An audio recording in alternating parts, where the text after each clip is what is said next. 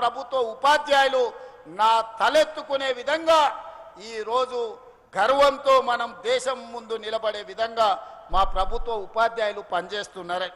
అందుకే ఈనాడు విద్య విషయంలో కావచ్చు, వైద్య విషయంలో కావచ్చు, సంక్షేమ విషయంలో కావచ్చు, అభివృద్ధి విషయంలో కావచ్చు, 40 ఏళ్ల నుంచి రావణ కాష్టంలా వెలుగుతున్న ఎస్సీ ఉపకులాల వర్గీకరణను శాశ్వతంగా పరిష్కరించింది మేము కాదా?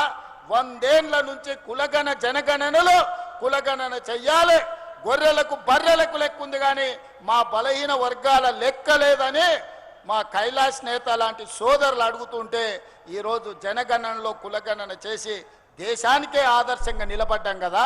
కేంద్ర ప్రభుత్వం మీద కూడా ఇవాళ ఒత్తిడి తీసుకొచ్చినాం కదా. ఇవన్నీ మేము సాధించిన విజయాలు కాదా? 2.5 సంవత్సరాలలో 30 నెలల్లో 70,000 ప్రభుత్వ శాఖల వారీగా లెక్కలు చెప్తా అసెంబ్లీకి రాండి. 30 నెలల్లో 70,000 ప్రభుత్వ ఉద్యోగాలు ఇచ్చి నిరుద్యోగుల ఆత్మగౌరవాన్ని నిలబెట్టిన ప్రభుత్వం మాది కాదా? ఇవాళ అందుకోసం ఈ ప్రభుత్వం పోవాలనా? ప్రజాపాలన పోవాలనంట, పాపాల భైరవుడు రావాలనంట. ప్రజాపాలన ఎందుకు పోవాలి? రేషన్ కార్డులు ఇచ్చినందుకు పోవాలనా? సన్నబియ్యం ఇచ్చినందుకు పోవాలనా? ఇందిరమ్మ ఇల్లు ఇచ్చినందుకు పోవాలనా? ఉచిత కరెంట్ ఇచ్చినందుకు పోవాలనా? లేకపోతే మీ ఫీజు రియంబర్స్మెంట్ చేసినందుకు పోవాలనా? 21,000 కోట్ల రూపాయల రైతు రుణమాఫీ చేసినందుకు పోవాలనా?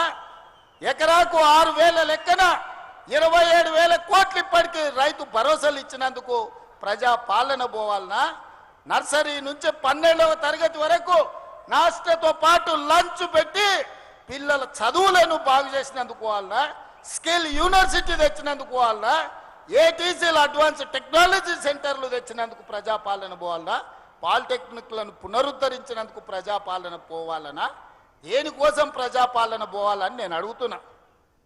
నువ్వు వదిలేసిన ఎస్ఎల్బిసి ఈ నల్గొండ జిల్లా ఫ్లోరైడ్ బాధితులు కాళ్ళొంకర, చేతులొంకర, నడువంకర దశాబ్దాల కొద్దీ ఫ్లోరైడ్ పీడిస్తుంటే ఆనాడు కోమటిరెడ్డి వెంకన్న జానారెడ్డి గారు ఎస్ఎల్బిసి రాజశేఖర రెడ్డి గారిని ఒప్పించి పనులు ప్రారంభిస్తే 34 కిలోమీటర్లు పూర్తి చేసి 10 కిలోమీటర్లు నీకు అప్పచెప్తే 10 ఏళ్ళు పడావు పెట్టిన దుర్మార్గుడా.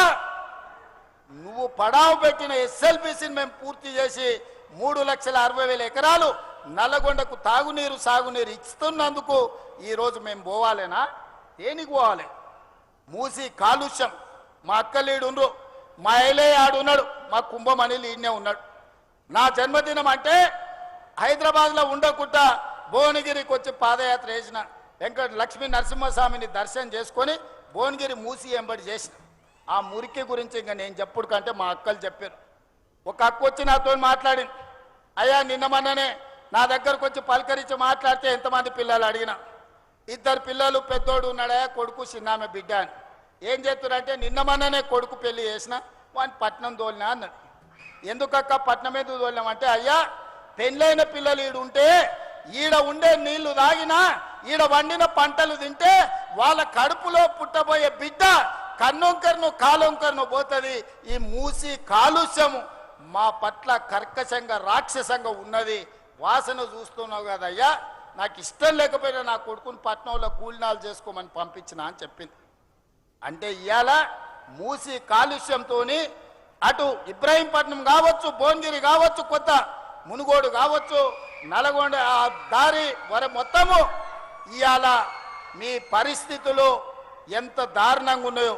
మరి మూసి ప్రక్షాళన చేస్తున్నందుకు ఇవాళ దిగిపోవాలనా? దేనికోసం దిగిపోవాలని నేను అడుగుతున్నా. పాపాల భైరవుడు రావాలనంట. పాపాల భైరవుడు వస్తే ఏం చేస్తాడయ్యా? మా రాజకీయ నాయకుల ఫోన్లు విన్నాడంటే సరే మా మీద ఏదో కోపం ఉంది అనుకోవచ్చు.